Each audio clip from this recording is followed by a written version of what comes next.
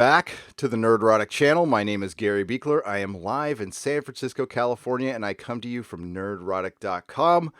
An early morning television review of Titans. Now, it dropped in the middle of the night. It didn't drop at midnight Pacific like everybody thought it was, and I actually stayed up quite late to see if it did, and it didn't, so I ended up watching Haunting on Hill House instead.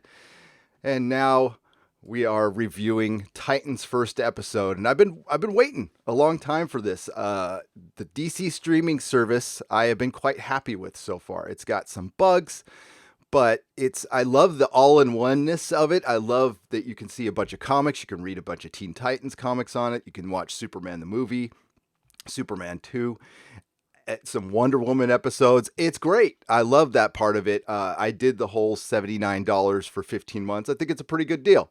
And we're going to get some original programming. And this is our first. I'm going to come out. I'm going to start out saying that this show is run and written by Akiva Goldsman.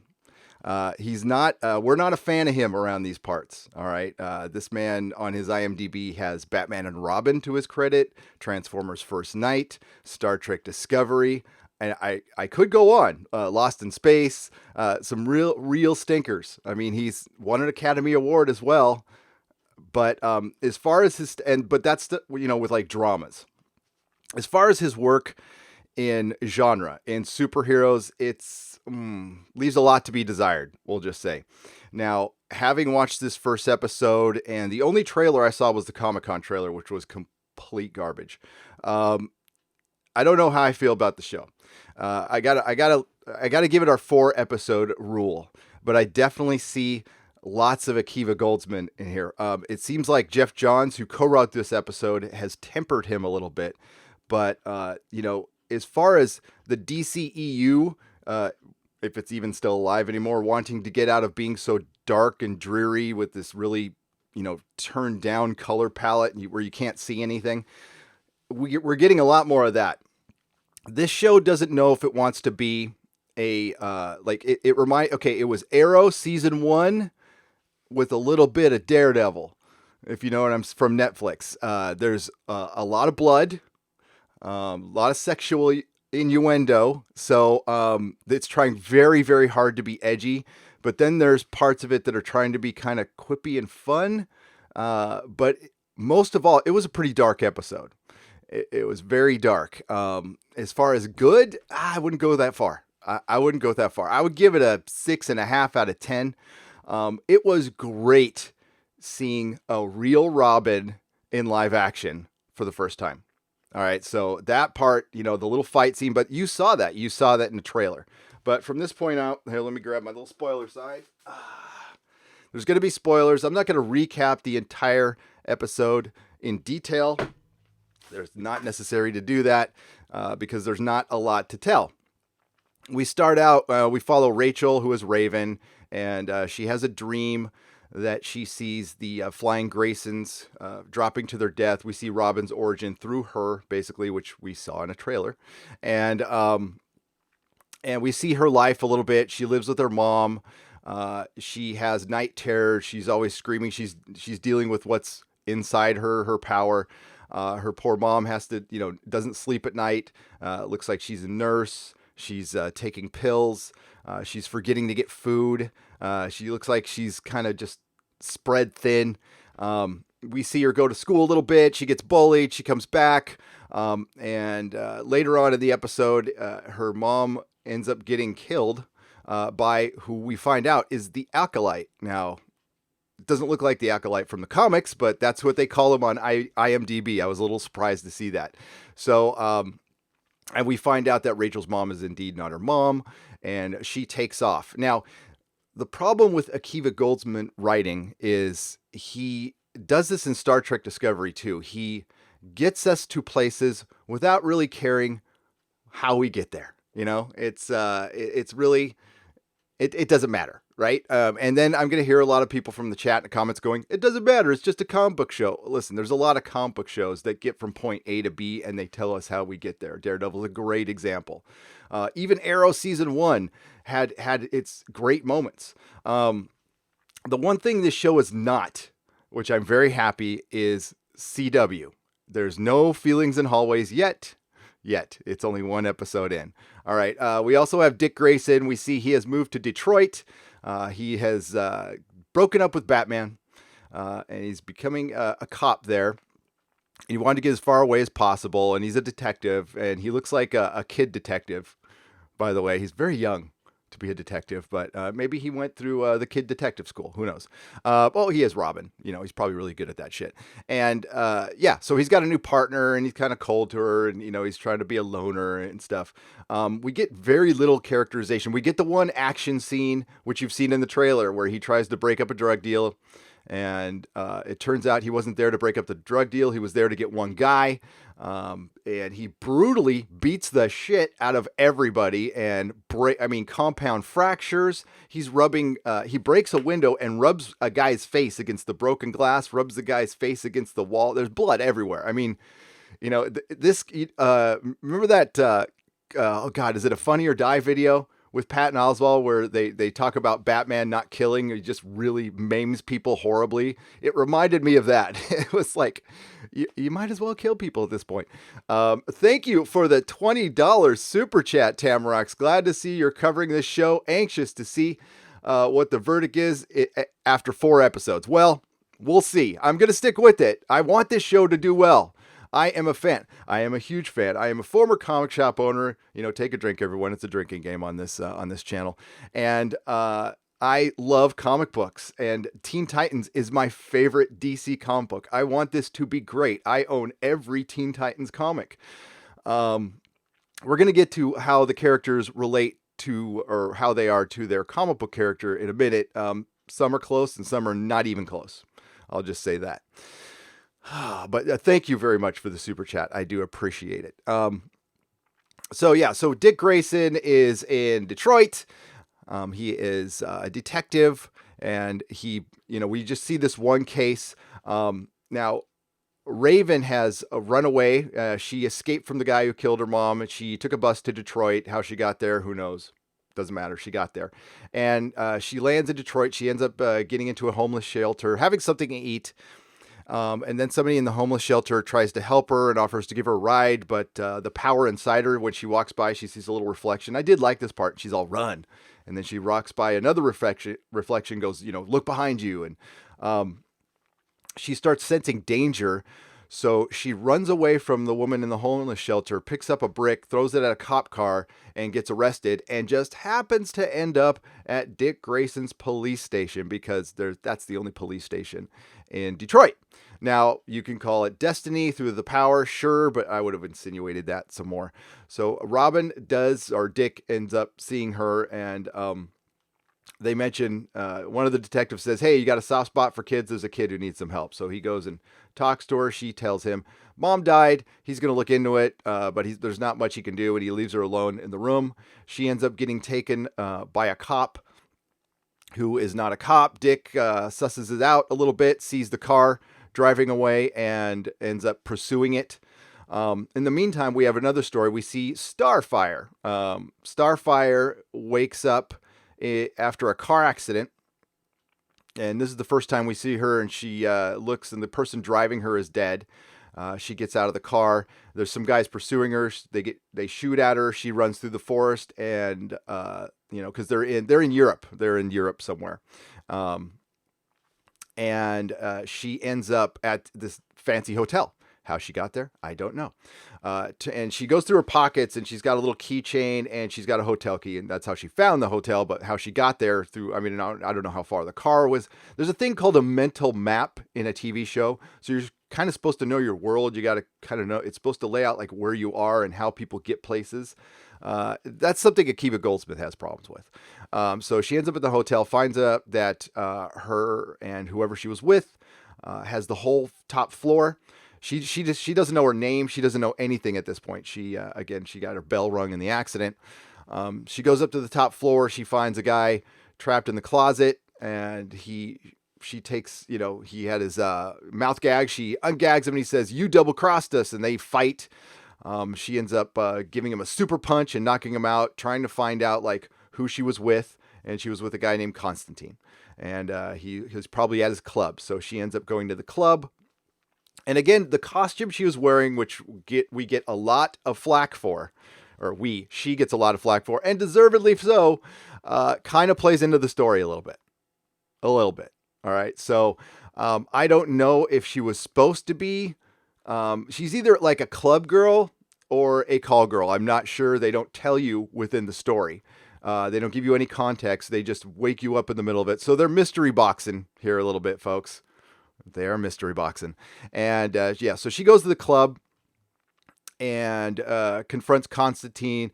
And he talks about how she betrayed him and that he loved her, and he shoots her, and then her Starfire powers kind of flare up, and she fries everybody in the room. Then she kind of laughs about it, and before the guy shoots her, he said, "I can't believe you betrayed me over this girl." So she burns everybody in the room. I mean, like to a cinder to where they fall to ash. But the picture the guy was holding up only gets burned a little bit at the bottom, and it's Rachel. So it's Raven. So it has some connection to Raven, but we don't know because that's where her story kind of ends in that. We end with Dick Grayson ending up, finding the acolyte, finding the cop that had taken Rachel, and a little bit of a fight ensues, and Dick is taking on the cop outside, and the acolyte is talking about how Rachel is a doorway. And he's going to close this doorway. And the way he has to close it is with the heart of a beast, the heart of a simpleton, and her heart. And then he's got to burn them all, and that closes the doorway for whatever is coming through her. She ends up getting gagged when Dick comes in, and it kind of causes her to pass out a little bit, and that allows her power to take effect, and she ends up basically going inside through the guy's throat and just ripping him apart from the inside. And he just pukes out a bunch of blood and dies. So the acolyte is dead. Dick takes out the other guy. And by the time he walks in, Rachel is back in the chair. She's knocked out and he carries her away. So there's a little scene at the end. We're in like a Best Buy or something like that. And there's a security guard overnight playing a video game. And he sees a green tiger. He hears a bunch of noise, sees a green tiger. Green tiger, he shoots at it because Best Buy overnight security guards have guns, I guess. And the green tiger runs out, and it turns into, of course, Beast Boy Gar. And he did it to steal a video game. So that part I liked. I like that little part at the end where he gets the little video game and he goes rad and he runs off. I'm like, that was kind of cool. I like that. His look is terrible, though. His look is just green hair. So this is where the problem is with Teen Titans. I'm I'm a stickler for looking like at least the feel of the comic. And dyeing hair or putting on a horrible wig does not count as a look for a superhero to me. Anyway, I don't know how you guys feel about it. I'm a bit of a purist in that department. The Robin costume was great. The Robin fight was great, but you saw it all. You saw it all in the trailer. You didn't see anything new as far as that's concerned. Raven looks like a Hot Topic Raven, which I guess would work today. But I mean, she's got such a great look in the comics. I don't know why you would change that. So I hear at the end of the series they're going to have more of their costumes, which is great. That's fine. If it's temporary, I don't have a problem with it. But okay, so as far as the fuck Batman is concerned, fuck you, Dick, by the way. And fuck Batman. We find out, we don't know exactly what happened between Robin and Batman, other than he explains to his partner. Now when he's talking to his partner, he's kind of giving her the cold shoulder. Her name's Amy. And through that, he's talking about Batman, but she thinks he's talking about like a cop partner. And he just says, hey, he was the greatest guy I knew, but we grew apart and I was becoming too much like him, so I had to leave. They didn't say why or anything. So I'm just talking about the context of this TV show. I know I've heard that Batman kills in this universe, and that is why Dick had to leave. I have to see the context for that before I swing with my judgment, because Batman, while he has killed in the comics before, it was a long time ago, and we've had many, many universes between that. Batman generally doesn't kill unless it's like accidental or so, so that's my feeling. But Batman, yes, Batman has killed before. But we'll have to see, because maybe, within the context of the story, the death really wasn't Batman's fault, and Dick is mad at him for that. We don't know. So I mean, it's hard to judge on that. I'm just judging it on this episode. And as far as telling you, should you buy this service to watch this show? If you're just paying a monthly fee to watch this show, I don't know. It's up to you. I mean, it's $6.99, something like that. I would wait for some more of the shows to come on. The Swamp Thing one by James Wan, that would be one I would pay for sure. What I'm hearing from that show is good stuff. We're going to get a bunch of other heroes in this, though, like Hawk and Dove are coming next episode. Doom Patrol's coming. So, if you're a fan of that stuff, yeah. I mean, the DC universe is a good deal without the show. I'll just say that, But if you don't care about the comics and all that other stuff and you just want a show, I don't know. That's a good question. We'll get to the chat a little bit. And, but yeah, 6.5 out of 10. Starfire is nothing at all like Starfire. Starfire has orange skin. Now, I do not care if it's played by a black woman. That doesn't bother me at all, because Starfire has orange skin, so it doesn't matter. But just give her orange skin, and not when she just powers up. So maybe, again, this is a facade, but they don't have the money to do that. And that's part of the problem with this, is like, especially with anything in the DC universe, really. DC universe is... while it has turned into a very dark place, when I was reading it when I was a kid, it was a very happy place. It was a very colorful place. It was very otherworldly, and it's not like that anymore. I understand that. This is a very dark, grim show. Titans is not supposed to be that, in my opinion. Titans is a fun show. It should be fun. The Titans are the Junior Justice League, okay? The Titans was a great comic. The Teen Titans outsold the X-Men back in the day. I mean, back in the 80s, when X-Men was just on its rise and it was outselling everything, the new Teen Titans outsold the X-Men because it was that good of a comic by Marv Wolfman and the great George Perez. So let's get to the chat. Yeah, Starfire, she doesn't even talk like Starfire. She just has an American accent, just normal, doesn't have they're not playing up that cutesy Starfire thing, which a lot of that comes from the Teen Titans cartoon, but that's definitely what I heard in my head when I was reading Teen Titans back in the day. I mean, not as cutesy as the cartoon, but somewhat like that. Alrighty. So thanks for hanging in there, everybody. Yeah, I was going to drop this at 1 a.m, but they didn't drop the episode. Why did Dick murder a bunch of thugs but let a pedophile he came for live? Is he pro-pedo? I don't know if he was a pedophile. I'm assuming that. He said leave the girl alone. Now, it could have been his daughter. I mean, yeah. And did he murder all those thugs or just maim them? I'm not sure. It really did look like he kind of murdered them. Now, the pedo guy was the guy he rubbed the face in the glass. That was pretty brutal. But after that scene, but then we have the scene later, like, I wanted to get away from Batman because I was becoming too much like him. What? Soft? Because that was a little more than... that was very Batman-like, I would say. Maybe a little over Batman.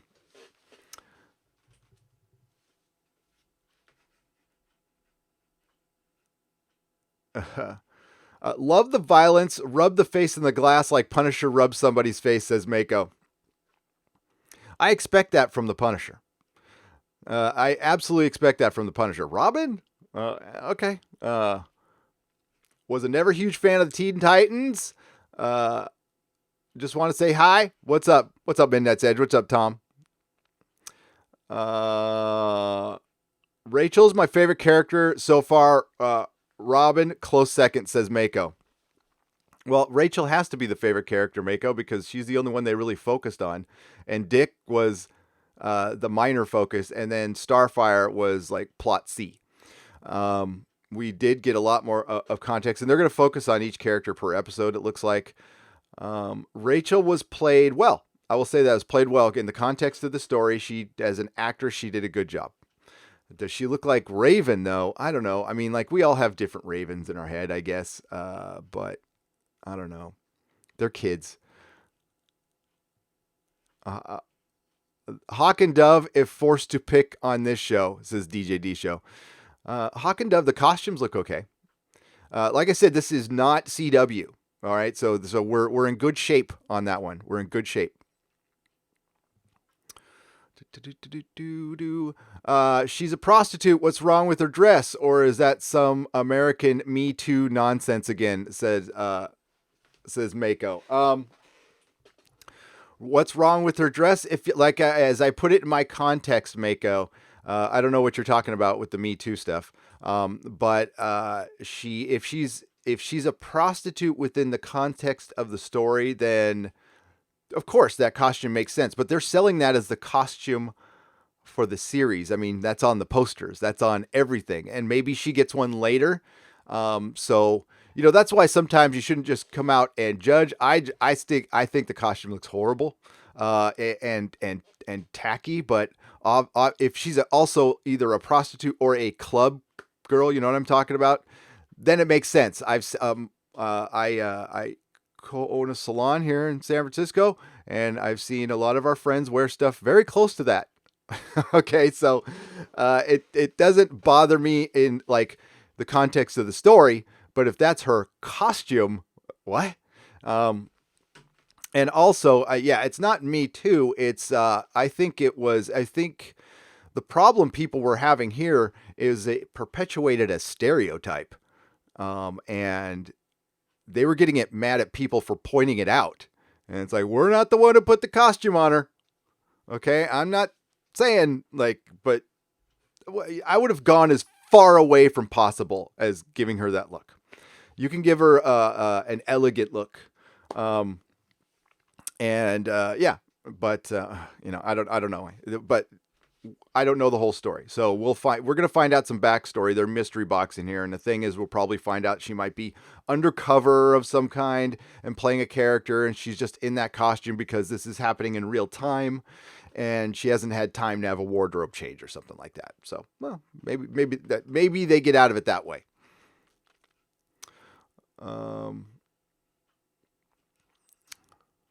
I just went through the trailer. It feels like Gothamized Titans. How do you guys like? How'd you guys like the pilot? It's a little Gothamized. It's not as goofy. I mean, don't get mad at me, Gotham people. Goofy is good. Goofy is good. I like Gotham.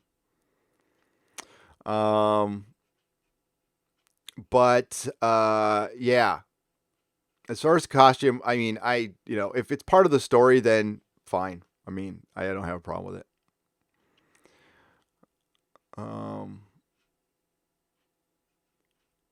Young Justice had a great Beast Boy, in my opinion. Tamrock's Young Justice is a great show. And that's another problem you have. One's a cartoon and one's live action, but you have Young Justice coming on DC streaming. You got a season 3, I believe. I don't know if it's coming on. I'm assuming it's coming on DC streaming. I might be wrong on that one. That is a freaking great show. That is a great show. DC fans, I'm happy for you. I'm happy you got the streaming service up before Marvel. I'm happy you got the shows going before Marvel. I think this is the way to go. I think this is the way to be different for Marvel. Don't even bother with a cinematic universe. Focus on TV. Focus on the streaming. That's the future anyway. I love DC fans. DC fans are as hardcore as Star Trek fans. Again, comic retailer for 10 years. I've seen a lot of DC fans come and go. I see Marvel fans come and go. And I would say the biggest difference between a Marvel and a DC fan is Marvel fans on a general scale tend to be a little more casual. DC fans are hardcore. Freaking hardcore.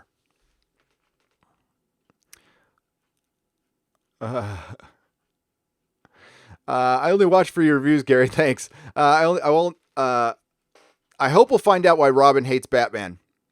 I'm assuming something happens, and apparently we're going to get a costume Batman this season. So, and they're releasing this weekly. They didn't drop everything at once, so it's every Friday. As far as the next review, Dennis will be part of the future reviews, and we'll probably do it a little later in the afternoon. Batman never kills. He breaks spines and necks, leaves them, and die in the hospital. Says Mako. That's funny. That is funny. DC universe continues. Got it. Yeah, it's, I tell you what, and I can't get, how can you get mad at them for canon and getting characters wrong when it's the people who actually make the comics somewhat are involved in this show? I mean, Jeff Johns was a great Teen Titans writer. He wrote some of the best, I mean, like, Graduation Day leading up to his run on Teen Titans is my favorite run of Teen Titans that happened in the early 2000s. It was freaking genius with the Michael Turner covers. Ah, God. That was such a good time for DC too, in the early 2000s. Man, try to pick up those comics. They're probably cheap. They're good stuff. Teen Titans, some of the best. Chris Persia, hail Gary. How bad was Titans? I forgot to watch it last night. It wasn't all the way bad, but it was nowhere near good. It played. It played to the DCEU. It's still very dark. So I don't know. It looks like Warner Brothers is still somewhat directionless as far as their movie and TV goes. Not that Marvel's TV and movies are completely cohesive, but you could still see Daredevil fitting in the MCU. I don't know about the other characters. I don't know about Iron Fist, but I could see Daredevil showing up in, Avengers 4. That'd be nice. It won't happen, but Tamrock says Young Justice did everything well, in my opinion. They did everything almost to perfection, in my opinion. You want to talk about capturing the comic book like beautifully is Young Justice. Watched it a few hours ago. Relentlessly grim and humorless.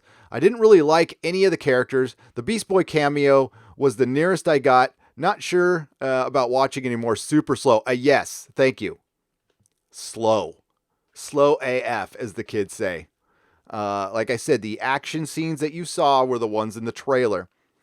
The Beast Boy scene is the closest to the actual character.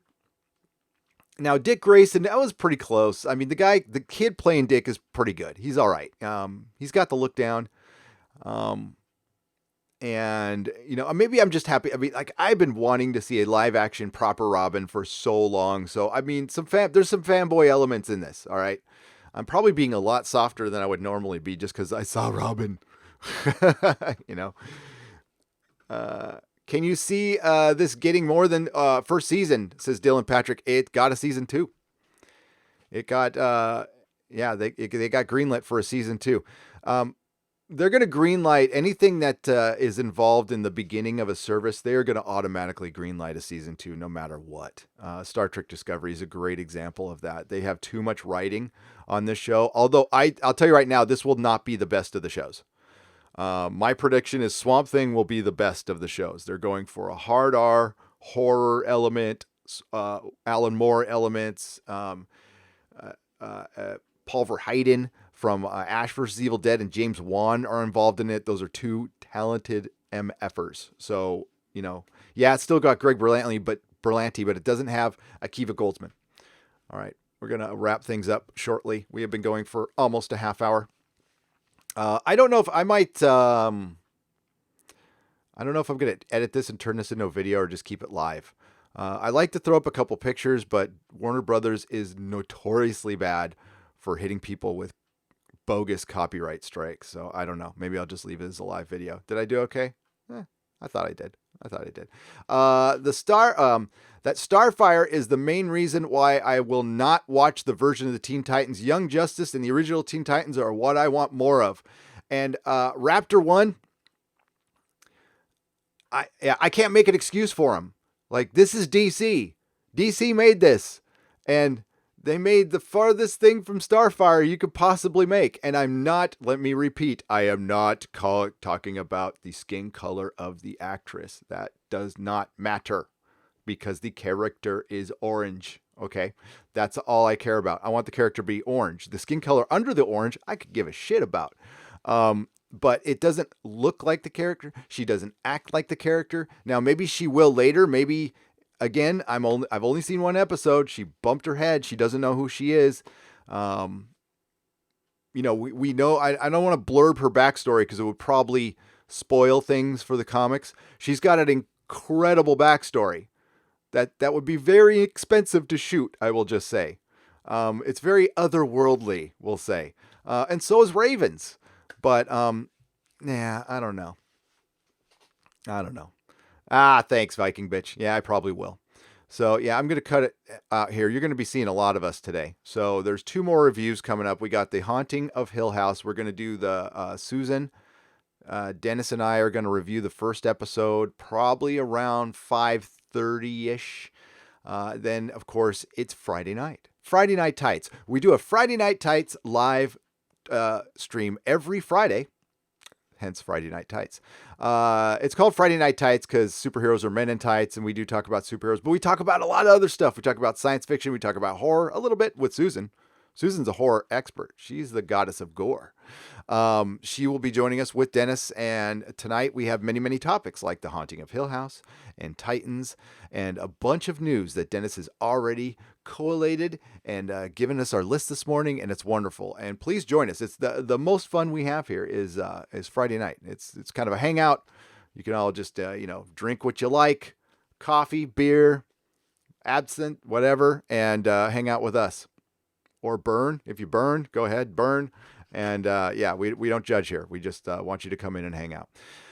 Everybody like, share, and subscribe if you like what you saw. If you didn't like, go ahead and leave a thumbs down. I don't give a shit. And I will see you next week if you're just watching us for Titans, where I'm doing every episode. We are doing every episode. I've been waiting for this. 6.5 out of 10. Fuck Batman. It's probably everything you think it is. I doubt you'll be surprised. Everybody, have a great day. May the small folks sing songs of your greatness.